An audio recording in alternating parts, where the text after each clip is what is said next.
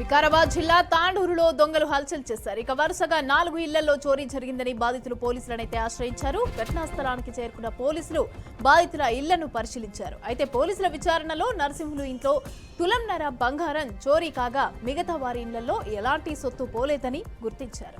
ఇక నిందితులను త్వరలోనే పట్టుకుని తీరుతామని పోలీసులు తెలిపారు.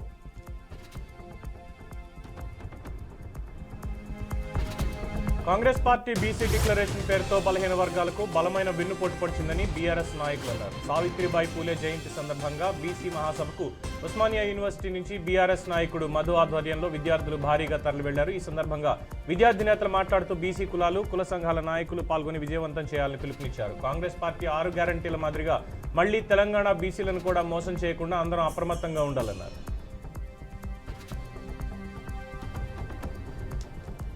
వికారాబాద్ జిల్లా దోమ మండల కేంద్రంలోని పిఎసిఎస్ ప్రమాణ స్వీకార కార్యక్రమంలో ఫ్లెక్సీల రగడ నెలకొంది. ఇక ఫ్లెక్సీలలో తమ ఫోటోలు లేవంటూ కాంగ్రెస్ నేతలు ఆందోళన చేపట్టారు. అంతటితో ఆగకుండా ఓ వర్గానికి చెందిన ఫ్లెక్సీలను మరో వర్గం వారు చించివేస్తారు. దీంతో అధికార పార్టీల నేతల మధ్య వాగ్వాదం తారస్థాయికైతే చేరుకుంది. ఇక పోలీసులు జోక్యం చేసుకుని ఇరు వర్గాలకు సర్ది చెప్పడంతో గొడవ సద్దుమణిగింది. జైలుకు వెళ్లిన వాళ్లంతా సీఎంలు అవుతున్నారని ఆర్టీసీ మాజీ చైర్మన్ గోనె ప్రకాష్ రావు అన్నారు. బీఆర్ఎస్ ఎమ్మెల్సీ కల్వకుంట్ల కవిత ఇప్పటికే జైలుకు వెళ్లారని చెప్పారు. కేటీఆర్ కూడా జైలుకు వెళ్లాలనుకుంటున్నారని అన్నారు. కేటీఆర్ కు కవిత పోటీ అవుతున్నారని ఆయన అన్నారు. నిర్మల్ జిల్లా బైన్సా పట్టణం పూలే నగర్లోని హనుమాన్ ఆలయంలో చోరీ జరిగింది. ఇక ఆలయ హుండీ పగలగొట్టి ఆలయ ఇన్ఛార్జ్ రూమ్ తలుపులు తాళాలు పగలగొట్టి నగదు అపహరించారు. ఇక ఘటనా స్థలానికి చేరుకున్న పోలీసులు సీసీటీవీ ఫుటేజ్ ను పరిశీలించి దొంగలను త్వరలోనే పట్టుకుంటామని తెలిపారు. అవయవదానం చేయడానికి ప్రజలు ముందుకు రావాలని ఏపీ ఆరోగ్య మంత్రి సత్యకుమార్ పిలుపునిచ్చారు. అవయవదానంపై గుంటూరు మెడికల్ కాలేజ్లో అవగాహన కార్యక్రమాన్ని నిర్వహించారు. ఈ కార్యక్రమంలో మంత్రి సత్యకుమార్ పాల్గొన్నారు. ఈ సందర్భంగా ఆయన మాట్లాడుతూ అవయవదానంపై ప్రజల్లో అవగాహన తీసుకురావడం అభినందనీయమని చెప్పారు. వైసీపీ కీలక నేత సజ్జల రామకృష్ణారెడ్డి కుటుంబంపైన భూ కబ్జా ఆరోపణలు వచ్చాయి. ఇక కడప శివారులో 52 ఎకరాల చుక్కల భూములు అలాగే అటవీ భూములు, ప్రభుత్వ భూములను సజ్జల కుటుంబీకులు ఆక్రమించుకున్నారంటూ వచ్చిన ఆరోపణలు రాజకీయంగా కలకలం రేపుతున్నాయి. అయితే ఈ భూ కబ్జా వ్యవహారం పైన విచారణ జరపాలి అంటూ డిప్యూటీ సీఎం పవన్ కళ్యాణ్ ఆదేశాలు జారీ చేశారు. సజ్జల కుటుంబం కబ్జాలపైన పూర్తి నివేదిక ఇవ్వాలని అటవీ అలాగే రెవెన్యూ శాఖ అధికారులను ఆదేశించారు. బీసీల కోసం కవిత ధర్నా చేయడం విడ్డూరంగా ఉందని ఎంపీ చామల కిరణ్ కుమార్ రెడ్డి అన్నారు. 10 ఏళ్ల పాలనలో ధర్నాలే చేయనివ్వకుండా బీసీలను విస్మరించిన ఘనత బీఆర్ఎస్ పార్టీది అని మండిపడ్డారు. బీసీల నినాదం ఎత్తుకుని ధర్నా చౌక్లో ఎమ్మెల్సీ కవిత ధర్నా చేయడం నవ్వు వస్తోందని విమర్శించారు. కాంగ్రెస్ పార్టీ చిత్తశుద్ధితో కులగణన చేసేదే బీసీల కోసమని ఆయన తెలియజేశారు. మహిళల ఉపాధి కల్పనకు, మహిళలు వ్యాపారాల్లో రాణించేందుకు ప్రభుత్వం చేయూతనందిస్తోందని మంత్రి సీతక్క తెలిపారు. ఇక 25 సంచార చేపల విక్రయ వాహనాలను జెండా ఊపి ప్రారంభించారు. ఈ సందర్భంగా వర్ధిల్లాలి మహిళా శక్తి అంటూ స్వయంగా సీతక్క నినాదాలిచ్చారు. సంచార చేపల విక్రయ వాహనంలో ప్రయాణించి పరిశీలించారు. మహిళా సాధికారత కోసం రాష్ట్రంలోని కాంగ్రెస్ ప్రజా ప్రభుత్వం అనేక కార్యక్రమాలు అమలు చేస్తుందని అన్నారు. రిజిస్ట్రేషన్ శాఖలో విచ్చలవిడి అవినీతి తీరు సిగ్గుచేటని మంత్రి పొంగులేటి శ్రీనివాసరెడ్డి తీవ్ర ఆగ్రహం వ్యక్తం చేశారు. రిజిస్ట్రేషన్ శాఖలో జరుగుతున్న అవినీతిపై ప్రజల నుంచి పెద్ద ఎత్తున ఫిర్యాదులు అందుతున్నాయని అన్నారు. ఇప్పటికైనా అధికారులు తమ తీరును మార్చుకోకపోతే ఏసీబీకి వివరాలు పంపిస్తారని సీరియస్ వార్నింగ్ ఇచ్చారు. తన బస్సులు దగ్ధంపైన టీడీపీ సీనియర్ నేత జేసీ ప్రభాకర్ రెడ్డి పోలీసులపైన సంచలన వ్యాఖ్యలు చేశారు. బస్సుల దగ్ధం కేసులో పోలీసుల విచారణపైన తనకు నమ్మకం లేదని అన్నారు. బస్సులు షార్ట్ సర్క్యూట్ తో తగలబడలేదని, పక్కా పథకం ప్రకారమే కావాలనే తగలబెట్టారని అనుమానం వ్యక్తం చేశారు. వాళ్ళెవరో కనిపెట్టే దమ్ము, ధైర్యం పోలీసులకు అసలు ఉందా అని ప్రశ్నించారు. పోలీసు వ్యవస్థపైన తనకు నమ్మకం పోయిందని, పోలీసు ఉన్నతాధికారులకు న్యాయం చేయటం చేత కాదని ధ్వజమెత్తారు. కొత్త సంవత్సరం అనేది కేవలం క్యాలెండర్ మార్పు మాత్రమేనని తూర్పుగోదావరి జిల్లా కలెక్టర్ ప్రశాంతి అన్నారు. లక్ష్యాల సాధనలో సవాళ్లు అధిగమించి ఉత్తమ ఫలితాలు సాధించాలని విద్యార్థులకు ఆమె సూచించారు. అలాగే జిల్లా గర్వించేలా వార్షిక పరీక్షలలో ఉత్తీర్ణత సాధించాలని కోరారు. అనంతరం ఎస్సీ, ఎస్టీ, బీసీ సంక్షేమ వసతి గృహాల విద్యార్థులకి పుస్తకాల పంపిణీ చేశారు. మేడ్చల్ మెట్రో పైన కాంగ్రెస్ బీఆర్ఎస్ పార్టీలు క్రెడిట్ గేమ్ ఆపాలని ఎంపీ ఈటెల రాజేందర్ సంచలన వ్యాఖ్యలు చేశారు. మేడ్చల్ మెట్రో ప్రాజెక్టు రావటం వెనుక బీఆర్ఎస్ పాత్ర అసలు లేనేలేదని అన్నారు. ఇక ప్రజలు జేఏసీ కమిటీలు అలాగే ఏర్పాటు చేసుకుని పోరాటాలు చేసి మెట్రోను సాధించుకున్నారని తెలిపారు. పార్లమెంటు ఎన్నికల సమయంలో తాను మేడ్చల్ ప్రాంతానికి మెట్రో తీసుకొస్తామని హామీ ఇచ్చామని తెలిపారు. ఇక మెట్రో రైలు కోసం తాను పోరాడానని, ఆ విషయాన్ని పలుమార్లు పార్లమెంట్లో కూడా ప్రస్తావించానని గుర్తు చేశారు. తెలంగాణ జెన్కో ఏఈ కెమిస్ట్ ఉద్యోగాలకు ఎంపికైన అభ్యర్థులకు అపాయింట్మెంట్ లెటర్స్ ఎందుకు ఇవ్వడం లేదని బీఆర్ఎస్ నేత ఆర్ఎస్ ప్రవీణ్ కుమార్ ప్రభుత్వాన్ని ప్రశ్నించారు. అసలు తెలంగాణ జెన్కో సంస్థలో ఏం జరుగుతోందని, అపాయింట్మెంట్ లెటర్ల కోసం వారు ఎంతకాలం ఎదురు చూడాలని మండిపడ్డారు.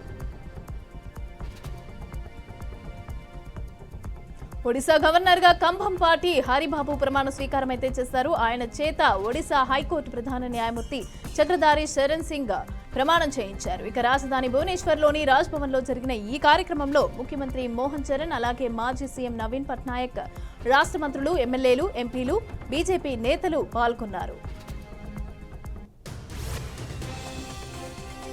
కూటమి ప్రభుత్వం ఇచ్చిన అన్ని హామీలు నెరవేర్చిన తర్వాతనే ఎన్నికలు వెళ్తామని మంత్రి అచ్చెన్నాయుడు అన్నారు. తాము అధికారంలోకి వచ్చే సమయానికి ఆంధ్రప్రదేశ్ వెంటిలేటర్పై ఉందని, కేంద్రం సహకరించడంతో రాష్ట్రానికి ఆక్సిజన్ అందించామని చెప్పారు. ఉద్యోగులకు జీతాలు ఇచ్చేందుకు కూడా రాష్ట్ర సంపద సరిపోవడం లేదన్నారు. మత్స్యకారులకు అండగా ఉంటామని హామీ ఇచ్చారు. గత 5 ఏళ్లలో రాష్ట్రాన్ని భ్రష్టు పట్టించారని జగన్మోహన్ రెడ్డిపై మంత్రి అచ్చెన్నాయుడు తీవ్రంగా మండిపడ్డారు. మాజీ మంత్రి కొడాలి నాని అనుచరుడు అట్లూరి నానాజీ పైన టీడీపీ నాయకుడు, Kalinga corporation director Nagaraju one town police స్టేషన్లో కంప్లైంట్ చేశారు. ఇక 2022 డిసెంబర్ నెలలో అట్లూరి నానాజీ అనే వ్యక్తి తనని అంగవైకల్యం పేరుతో దూషించాడని, చంపేస్తానంటూ బెదిరింపులకు కూడా గురి చేశాడని అతను తన ఫిర్యాదులోనే పేర్కొన్నారు. ఇక అప్పుడు వైసీపీ ప్రభుత్వం ఉండటం వల్ల తాను ఇచ్చిన కంప్లైంట్ ని పోలీస్ స్టేషన్లో స్వీకరించలేదని ఆయన ఆరోపించారు. ప్రజాభవన్లో సావిత్రిబాయి పూలే జయంతి వేడుకలు ఘనంగా జరిగాయి. ఈ కార్యక్రమానికి ముఖ్య అతిథిగా మంత్రి సీతక్క పాల్గొన్నారు. సావిత్రిబాయి పూలేకు నివాళులర్పించిన సందర్భంగా సీతక్క మాట్లాడుతూ సావిత్రిబాయి పూలే మనకు ఆదర్శమన్నారు. ప్రభుత్వం సావిత్రిబాయి పూలే జయంతిని అధికారికంగా జరపాలని సీఎం రేవంత్ రెడ్డి నిర్ణయించినట్లు ఆమె తెలియజేశారు. దేశం కోసం మరొక పోరాటం జరుగుతోందని కోశాధ్యక్షుడు దుర్గప్రసాద్ రాజు అన్నారు. ప్రభుత్వాలకు బలమైన వాణిని వినిపించడమే తమ లక్ష్యమని ఆయన చెప్పారు. విజయవాడలో 30 ఎకరాల్లో సభను నిర్వహిస్తున్నట్లుగా ఆయన తెలిపారు. ఇక 3000 మంది పోలీస్ సిబ్బందిని భద్రతా ఏర్పాట్లకు సిద్ధం చేశారని అన్నారు. ఈ సభకు హిందువులు వచ్చి కార్యక్రమాన్ని విజయవంతం చేయాలని ఆయన కోరారు. మహబూబాబాద్ జిల్లా బయ్యారం మండలంలో గుర్తు తెలియని వ్యక్తులు రెచ్చిపోయారు. బయ్యారం గ్రామానికి చెందిన ఓ రైతు గడ్డివాముకు నిప్పు పెట్టి పరారయ్యారు. ఈ ఘటనలో ₹1,00,000 ఆస్తి నష్టం జరిగినట్టు రైతు నల్లమాస హరినాథ్ వాపోయారు. ప్రభుత్వమే తమను ఆదుకోవాలని బాధితులు కోరారు. ఘటనా స్థలానికి చేరుకున్న పోలీసులు కేసు నమోదు చేసి దర్యాప్తు చేస్తున్నారు. భూత్పూర్ ప్రజల ఆకాంక్షను నెరవేరుస్తామని మంత్రి జూపల్లి కృష్ణారావు అన్నారు. మక్తల్ ఎమ్మెల్యే వాకిటి శ్రీహరితో కలిసి మంత్రి జూపల్లి కృష్ణారావు మక్తల్ మండలంలోని భూత్పూర్ ముంపు గ్రామాన్ని పరిశీలించారు. ఇక ముంపు గ్రామంలో ప్రజల దుర్భర పరిస్థితుల్లో జీవనం సాగిస్తున్నారని ఎమ్మెల్యే మంత్రికి వివరించారు. ఇక ప్రజల కష్టాలను తెలుసుకున్న మంత్రి చలించిపోయారు. భూత్పూర్ ప్రజల కష్టాలను త్వరలోనే తీరుస్తామని ఆయన హామీ ఇచ్చారు. ప్రధాని మోడీ తన కోసం ఏమీ నిర్మించుకోలేదన్న విషయం ఈ దేశ ప్రజలకి తెలుసు అని ప్రధాని తెలిపారు. ఢిల్లీలో జరిగిన ఓ కార్యక్రమంలో మాట్లాడుతూ తాను కూడా అద్దాల మేడ కట్టుకునేవాడిని అంటూ ఆమ్ ఆద్మీ పార్టీని ఆయన విమర్శించారు. రాజకీయ ఆర్థిక స్థిరత్వానికి ఇండియా సింబల్గా మారిందన్నారు. 2025లో భారత పాత్ర మరింత బలపడిందన్నారు. ఈ ఏడాది ప్రపంచ పట్టికలో భారత్ను మరింత ఉన్నత స్థానంలో నిలపాలన్నారు.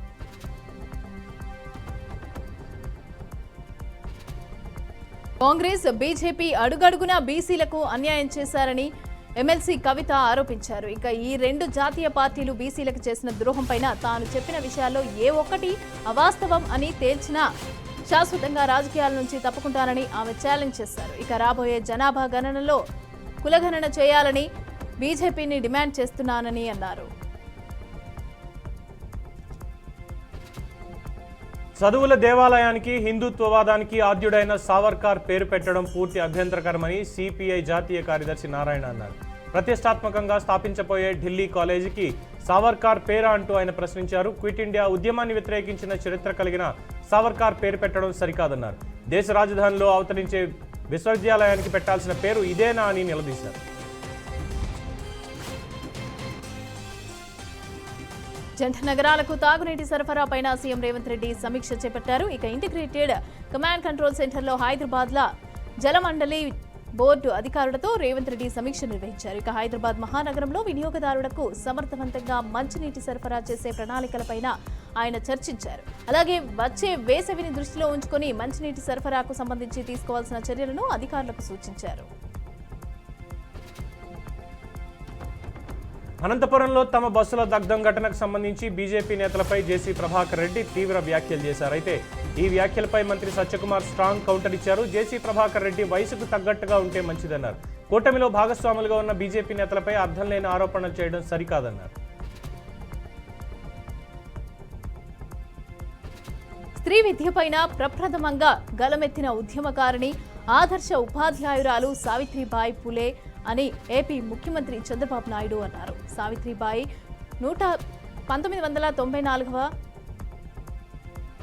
194వ జయంతి సందర్భంగా ఘన నివాళి అర్పించారు. ఇక కుల వ్యవస్థకు పితృ సామ్రాజ్యానికి అంటరానితనానికి వ్యతిరేకంగా ఉద్యమించిన సావిత్రిబాయి స్ఫూర్తి అందరికీ ఆదర్శమని అన్నారు.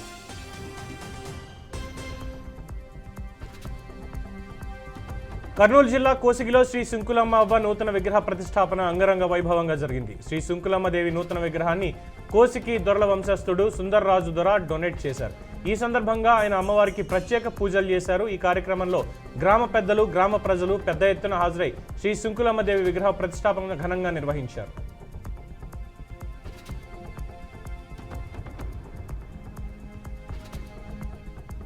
మేడ్చల్ నియోజకవర్గంలో 1.56 కోట్ల రూపాయలతో నిర్మాణం చేపట్టనున్న పలు అభివృద్ధి పనులకు స్థానిక ఎమ్మెల్యే మల్లారెడ్డి శంకుస్థాపన చేశారు. ఈ సందర్భంగా ఆయన మాట్లాడుతూ తన మీద నమ్మకంతో తనకు ఓటు వేసి గెలిపించిన ప్రతి ఒక్కరికి కృతజ్ఞతలు తెలుపుతున్నానని అన్నారు. మెట్రో రైలు అలాగే షామీర్పేట్ వరకు రావటం చాలా సంతోషమని ఆయన పేర్కొన్నారు. ఈ సందర్భంగా ముఖ్యమంత్రి రేవంత్ రెడ్డికి మల్లారెడ్డి ధన్యవాదాలు తెలిపారు.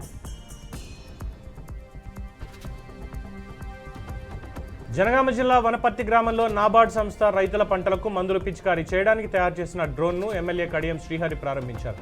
ఈ సందర్భంగా ఆయన మాట్లాడుతూ గత ప్రభుత్వం రాష్ట్రాన్ని అప్పుల రాష్ట్రంగా మార్చిందని మండిపడ్డారు. ఎన్ని ఇబ్బందులు ఉన్నా రైతు రుణమాఫీ ఏకకాలంలో చేసిన ఘనత తమ ప్రభుత్వానికే దక్కుతుందని ఆయన అన్నారు. అలాగే సంక్రాంతి పండుగ సందర్భంగా రైతులందరికీ రైతు బంధు కూడా వారి ఖాతాలో వేస్తామని ఎమ్మెల్యే తెలియజేశారు. శ్రీ సత్యసాయి జిల్లా మడకశిర పట్టణంలో నూతన ఆర్టీసీ బస్సులను ఎమ్మెల్యే ఎంఎస్ రాజు ప్రారంభించారు. గుంతలు లేని రోడ్లు, ప్రయాణికులకు సుఖవంతమైన ప్రయాణం తమ కూటమి ప్రభుత్వ లక్ష్యమని ఆయన తెలిపారు. ఇక డిపో అభివృద్ధికి మరిన్ని నూతన బస్సులను కూడా తీసుకొస్తామని తెలిపారు. అలాగే నియోజకవర్గంలో ఉన్న ప్రతి మారుమూల ప్రాంతానికి ఆర్టీసీ రవాణా సదుపాయం కల్పిస్తామని ఎమ్మెల్యే హామీ ఇచ్చారు.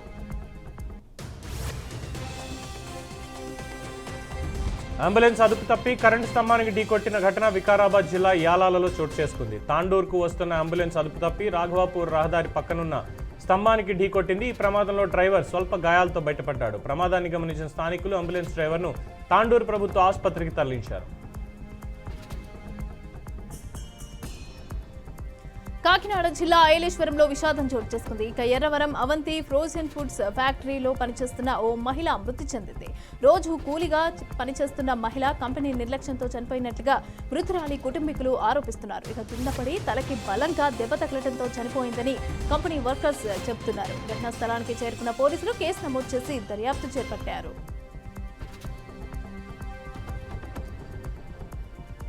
నాటి వైసీపీ ప్రభుత్వ నిర్లక్ష్యమే బుడమేరు ముంపునకు కారణమని మంత్రి నిమ్మల రామానాయుడు ఆరోపించారు. బుడమేరు వరద నియంత్రణపై సీఎంకు సమగ్ర నివేదిక సమర్పిస్తామని, ఆ మేరకు అధికారులతో సమీక్షలు నిర్వహించామని చెప్పారు. బుడమేరు వరద వల్ల విజయవాడకు తీవ్ర నష్టం వాటిల్లిందని, విజయవాడ నగరాన్ని కాపాడుకోవడంపై ఒక అవగాహనకు వచ్చామని తెలిపారు. నీటిపారుదల, రెవెన్యూ, పురపాలక శాఖలు సంయుక్త ప్రణాళిక సిద్ధం చేస్తున్నాయని వెల్లడించారు.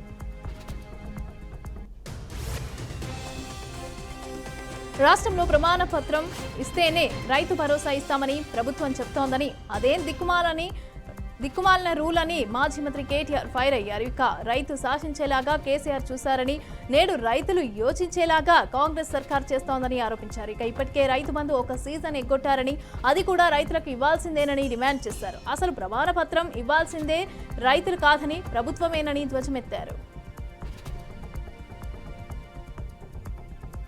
తెలంగాణ ప్రభుత్వం చేపట్టిన డ్రగ్స్ రహిత సమాజం కోసం సినీ సెలబ్రిటీలు ముందుకొస్తున్నారు.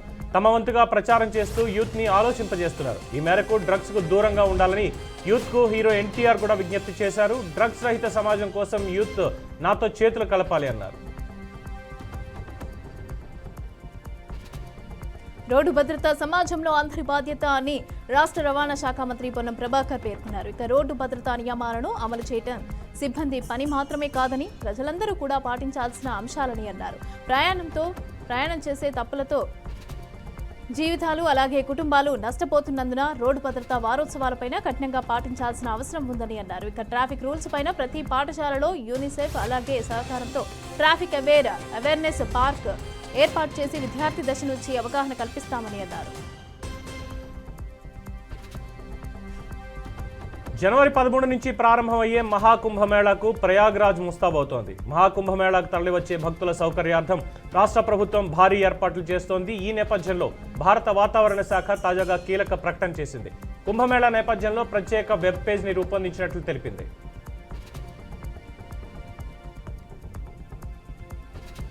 దక్షిణ కొరియా అధ్యక్షుడు యున్ సుక్ యోల్ అరెస్టుకు చేసిన ప్రయత్నాలు విఫలమయ్యాయి. ఇక దీంతో అరెస్టును వాయిదా వేస్తున్నట్లుగా పోలీసులు అయితే ప్రకటించారు.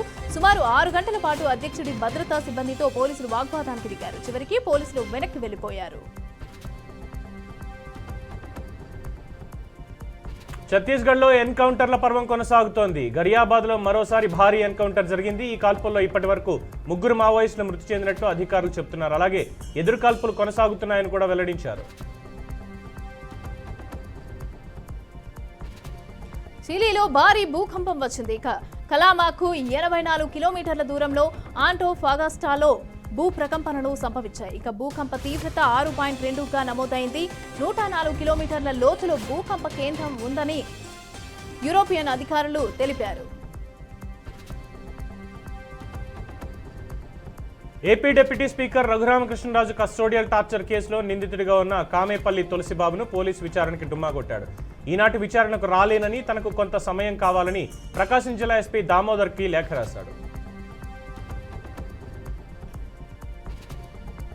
సావిత్రిబాయి పూలే 194వ జయంతి సందర్భంగా AP deputy CM Pawan Kalyan ఘన నివాళులు అర్పించారు. ఇక స్త్రీ విద్యపైన మొట్టమొదటిసారిగా గలమెత్తిన ఉద్యమకారిణి అని కొనియాడారు. మహిళల విద్య కోసం ఎంతగానో శ్రమించిన దేశంలోని మొట్టమొదటి మహిళా ఉపాధ్యాయురాలు అని జనసేనాని పేర్కొన్నారు. తన జీవితాన్ని మహిళలకు విద్య అందించడం కోసం, మహిళా సాధికారత కోసం అంకితం చేశారని పవన్ తెలిపారు. ఇంట్లో ఏ చిన్న శుభకార్యం జరిగినా బంగారం కొనుగోలు చేస్తుంటారు. అయితే ఈ మధ్యకాలంలో గోల్డ్ ధరల్లో హెచ్చుతగ్గులు కనిపిస్తున్నాయి. జనవరి 1కే షాక్ ఇచ్చిన ఈ బంగారం ధరలు ఈరోజు కూడా భారీగా పెరిగాయి. దీంతో బంగారం కొనాలంటేనే ప్రజలు భయపడిపోతున్నారు. ఇక ప్రధాన నగరాలైన హైదరాబాద్, విజయవాడలో నిన్నటి ధరల మీద పోల్చుకుంటే 22 క్యారెట్ల బంగారం ధరపై 800 పెరిగి 72,600 ఉండగా, అలాగే 24 క్యారెట్ల బంగారం ధరపై 870 పెరిగి 79,200గా ఉందని షాప్ యజమానులు తెలియజేశారు. సిడ్నీ టెస్ట్లో రోహిత్ శర్మ బెంచ్కు పరిమితం అవటం భావోద్వేగ నిర్ణయమని భారత జట్టు వికెట్ కీపర్ బ్యాట్స్మెన్ పంత్ అన్నారు. ఇక 5వ టెస్ట్ మొదటి రోజు ఆట ముగిసిన తర్వాత ఆయన ఈ వ్యాఖ్యలు చేశారు. మన ప్రమేయం లేని కొన్ని నిర్ణయాలు ఉంటాయి. ఇది భావోద్వేగ నిర్ణయమని, తాము రోహిత్ని లీడర్గా చూస్తున్నామని అన్నారు. డేరా సచ్చా సౌదా చీఫ్ గుర్మీత్ రామ్ రహీం సింగ్ కు సుప్రీంకోర్టు నోటీసులు జారీ చేసింది. 2002లో జరిగిన డేరా మాజీ మేనేజర్ రంజిత్ సింగ్ మర్డర్ కేసులో గుర్మీత్తో పాటు మరో 4గురికి అత్యున్నత న్యాయస్థానం నోటీసులు ఇచ్చింది. ఆ కేసు నుంచి గుర్మీత్ పేరును తొలగించాలని పంజాబ్, హర్యానా హైకోర్టు ఇచ్చిన ఆదేశాలను సిబిఐ సవాల్ చేసింది. ఈ నేపథ్యంలో సుప్రీంకోర్టు నోటీసులు జారీ చేసింది. సినీ నిర్మాత దిల్ రాజు ఈ రోజు తెలంగాణ హోంశాఖ ముఖ్య కార్యదర్శి రవి గుప్తాతో సమావేశమయ్యారు. వివిధ అంశాలపైన వారి మధ్య చర్చ జరిగింది. ఇక సినిమా పరిశ్రమలో ఫిల్మ్ డెవలప్మెంట్ కార్పొరేషన్ కార్యకలాపాలపైన చర్చించినట్లుగా ఆయన తెలిపారు. కేరళలో అయ్యప్ప స్వాములకు జరిగిన బస్సు ప్రమాదంపై కేంద్ర హోంశాఖ సహాయ మంత్రి బండి సంజయ్ స్పందించారు. కొట్టాయం జిల్లా కలెక్టర్తో మాట్లాడి ప్రమాదంలో గాయపడిన అయ్యప్ప స్వాములకు స్థానిక ప్రభుత్వ ఆసుపత్రిలో మెరుగైన వైద్యం అందించేలా ఏర్పాట్లు చేశారు. అనంతరం వారికి శబరిమల దర్శనం చేయించి భక్తులు తిరుగు ప్రయాణం అయ్యేందుకు సహాయపడ్డారు.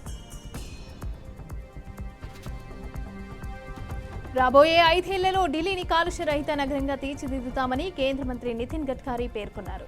దేశ రాజధాని రవాణా నెట్వర్క్ను అభివృద్ధి చేసేందుకు, కాలుష్యాన్ని తగ్గించేందుకు 12,500 కోట్ల పెట్టుబడులు పెట్టనున్నట్లుగా ప్రకటించారు.